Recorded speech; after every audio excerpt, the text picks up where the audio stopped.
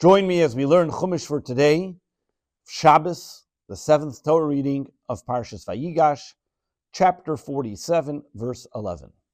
Yesterday we learned as Yosef and his brothers are introduced to Pharaoh. The brothers tell them that they are shepherds and therefore they are not drafted to war. They then settle in the land of Goshen. Yaakov is brought before Pharaoh, gives him a blessing that the Nile River should rise for him, and this way giving the entire Egypt water and watering the fields, canals, and rivers anytime Pharaoh would visit the Nile River. Today we continue with Yosef settling his brothers and his family in the land of Egypt and how Egypt fared during the famine. Verse 11. And Yosef settled his father and his brothers, and he gave them an estate, Be'eretz Mitzrayim, in the land of Egypt, Be'etev Ha'aretz, in the choicest part of the land, Be'eretz Ramses, in the Ramses region, Kasher Tziva Pharaoh, like Pharaoh commanded. Verse 11, did he give them Goshen or did he give them Ramses? So Rashi explains, Ramses Me'eretz Gosheni. Ramses was the region of where Goshen, the land of Goshen, was in. Verse 12, and Yosef provided bread for his father and his brothers, and for all of his family, lachem, he gave them bread, lefi ataf, according to the needs of the young children, that even though, as we're going to see, as Rashi explains, though at times the children may waste, they still gave them as much as they needed. As Rashi explains, verse 12, lefi ataf, lefi atzarich lechol b'nei beisim, as much that was needed for the entire family. Verse 13, V'lechem ein b'chol ha'aretz. However, as the Torah goes back to the narrative of what Yosef was doing at the time, administrating Egypt during the years of the famine, and in this year of, now we're at the year of 2237, the first year of the famine, going back to even before the brothers came there, the Torah tells us as follows, V'lechem ein b'chol ha'aretz. There was no bread in the entire region, ki chavid harav, because the famine was very severe. Miyoyit, very. Vatela eretz Mitzrayim. And at that point, the land of Egypt and the land of Canaan languished. The land of Eretz Mitzrayim, the land of Egypt, and Eretz Canaan, the land of Canaan, Mipnei Arav, languished because of the famine. The lechem ein ba'aretz.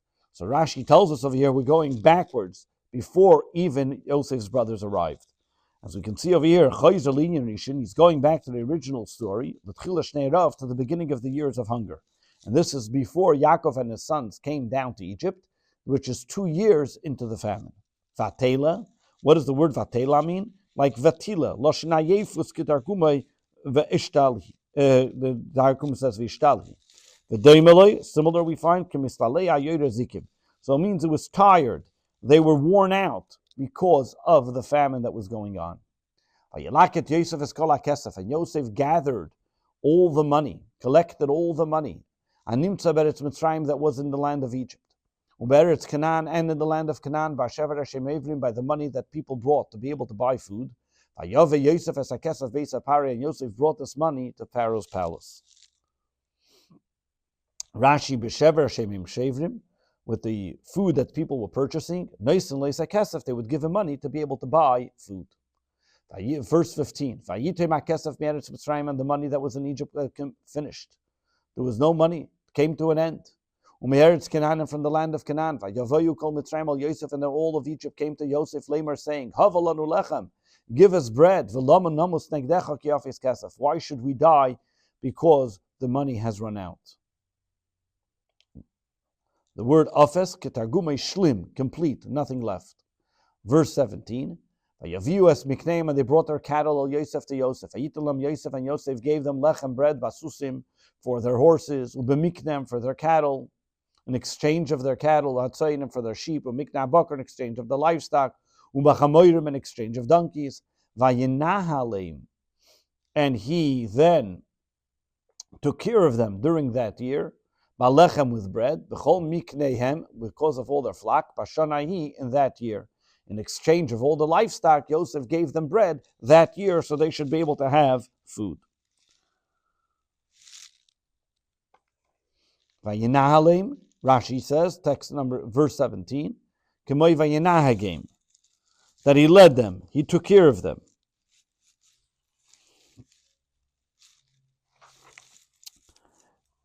Similarly, we have ein menalo memenuchis na'aleini, other places which uses the terminology menahel. There's nobody running it. There's nobody there leading it. Verse 16. Vayomer Yosef havu miknechem. We're going back to verse 16. I think we missed it. Vayomer Yosef havu miknechem. Yosef said, "Give me your cattle, vetnulcha miknechem, and I'll give you food in exchange of your livestock. Imafis kesef, if there's no more money." Vayavius mikneim, and they brought all their cattle. El Yosef to Yosef, Yitlam Yosef, and Yosef gave them lechem bread, basusim in exchange of the horses, ubemiknei hatzayin in exchange of the sheep, ubemiknei habakar in exchange of their livestock, ubechamoirim in exchange of the donkeys. Vayinalim, and he led them and he took care of them. Belechem with bread, bechol mikneim in exchange of all their livestock, bashanahi in that year. Verse 18.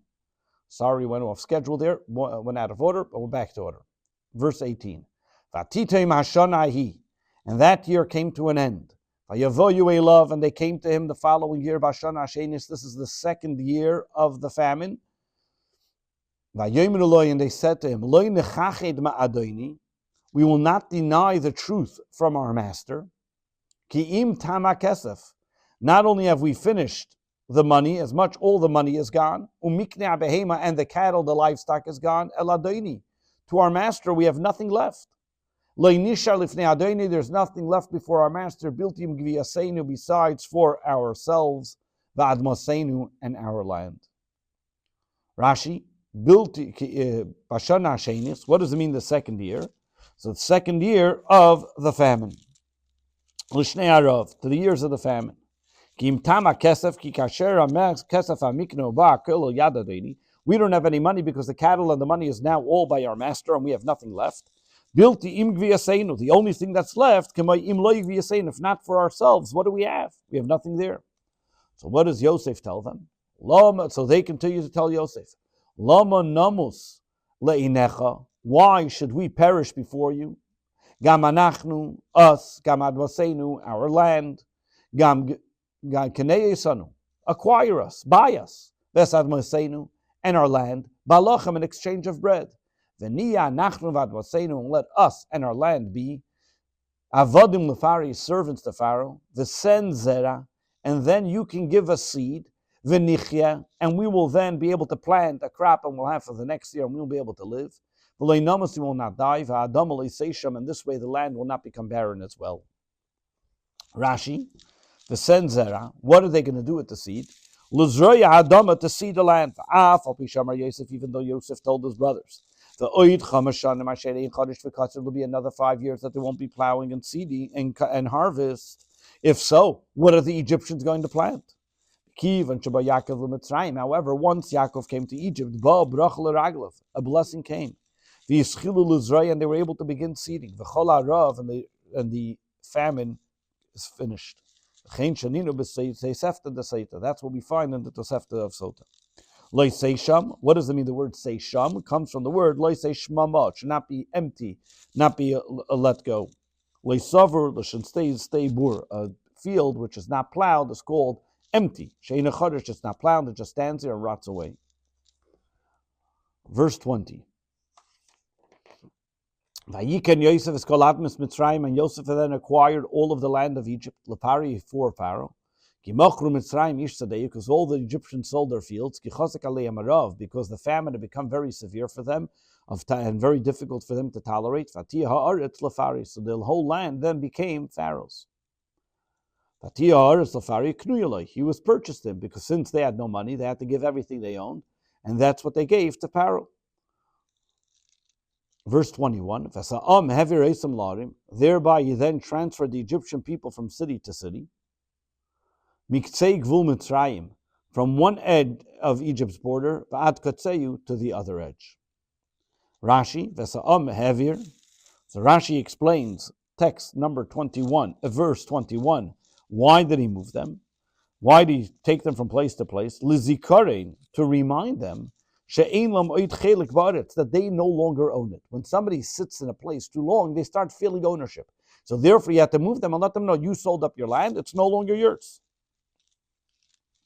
So he took the people from one place and moved them to another place. Really, why does the verse have to tell me about this? To tell you the praise of Yosef. He tried to remove the embarrassment from his brothers. This way, the Egyptians should not call them fugitives, people who came from another country, immigrants. This way, what do they say? Because look, you came from another country, you're settling here. However, when he moves the Egyptians from one place to another place, they themselves don't have any rights there. So therefore, they were also considered, so to speak, fugitives, or whatever you may call them, people who are wanderers. And for that reason, it took away the embarrassment from his brothers. This is what he did to all the cities. That was in the kingdom of Egypt. From one end to the other, he was moving people around constantly so they shouldn't feel that they have any ownership to the land. Who are the only people that he did not move? 22. The only land he didn't buy was that of the priests. Because the priests had an allotment of food that Pharaoh gave them, eis pari from Pharaoh, and therefore they lived off that allotment. That Pharaoh gave them, so they didn't have to sell their land because they were getting food. Ad koyanim, who are these koyanim? So Rashi tells us, hat koyimrim, the priests. Koloshin koyin, anytime you have the word kohen, which is a priest, mashadis alakus, he is serving to a god. Chutz ma'isan, besides the exception of those places, shehin loshin gedula, where you sometimes find that a kohen means a person of great leadership, a person who is in a great stature. Like by Yisro, it talks about he was a priest of Midian. It doesn't necessarily mean he was a priest to a god there, but he was a person who was respected. Koyin Oin, as we said before, Koyin Oin, Potiphar was a Koyin Oin. Kach v'kach lechem layom. They had an allotment of food that they would get, bread every single day. Vayomer Yosef Elam and Yosef, verse 23. Vayomer Yosef Elam and Yosef said to the people, Hein kanisiaschem, since today I have acquired you, Vesadmaschem and your land, Lefari Tefari, Heilechem Zera. Here, now, go have some seed, Uzraita Mesadama, and go and sow the ground that will have some produce that will come from it. Rashi 23, Hey, Kemoihine, behold, Kemoi Vaikam Ani Hey Darkecha Bereish Nasati. And I, behold, gave you your way and led you the way that you should go with. Verse 24. And it was when the harvest comes, and he tells them, you're going to go sow the land, you're going to go giving you seedlings, and therefore, when the harvest comes, when the satam chamishis lepara, you're going to give a fifth to Paro, and the arba yodis, and the remaining 4 parts, yilachem, will be for you, lazera asada, to seed grain into the fields, la'ochlachem, and to eat it, v'asher b'ateichem, and to those that are in your home, v'lecha latapchem, and to give to your children. Rashi 24, L'zera hasada, shebechol shana, the seedlings that every single year, he was telling the allotment that Yosef was going to be for the coming years as well. L'asher b'vatechem, v'lechel, and to eat, avadim ashvachas asher b'vatechem, the servants and maidservants that are in your home, l'tapchem, the word tapchem means banim ketanim, the small children that are in your home. Verse 25, Vayomru, and they said to Yosef, Hechi Yisanu, you saved our lives. Nimtza chen ba'adoni, let us find favor in the eyes of our master. Vayinu avadim lepari, and we will be slaves to Pharaoh. Verse Rashi Timtza chen, lasis lanu k'moi shamarta, to find favor in your eyes that we will do as please. Allow us to do as you said. Vayinu avadim lepari, and we accept upon ourselves this law. Lahalo yisloi hamas hazeh b'chol shana, to pay this tax of the 20% that we will give to Paro. A flat tax that he gave them, whatever they make, that's what they have to give. Verse 26. Yosef, and Yosef made this the law, l'choik, as a law, ad hayom hazeh, until today, al admas Mitzrayim, on the land that belongs to Pharaoh, al admas Mitzrayim l'fari, for land of Egypt that belonged to Paro, lachoimesh, that they would have to give 1/5 of its produce to Paro. And the only ones that got an exemption, the only land that did not have to pay the tax was the land of the priests that did not belong to Paro. Maybe that's where the tax exempt laws come to the American government as well. But we see over here that the priests, the non-for-profits, the religious organizations did not have to pay the tax. Verse 26, Rashi, L'choik, as a law, shelo yaver, that this would be that they will not transgress, it doesn't change. This will be the law as it is. Verse 27, Vayeshev Yisrael be'eretz Mitzrayim. Now that we've finished talking about what the laws that Yosef has instituted for the Egyptians, back to the Jewish people. The Jewish people then settled in the land of Egypt. They settled in the choicest lands of Egypt, be'eretz Goshen, in the land of Goshen. Vayeachazuva, they established themselves there. Vayifru vayirbu mi'od, and they were fruitful and increased greatly. Rashi, Vayeshev Yisrael be'eretz Mitzrayim, veheichon, but where in the land of Egypt did they settle? Be'eretz Goshen, in the land of Goshen. Shehim be'eretz Mitzrayim, that's part of the land of Mitzrayim. Ve'yachazu ba, Rashi says, Loshen achuza, that they established themselves there. They had a private area that they took, their property, and they made that theirs, and that's where they settled.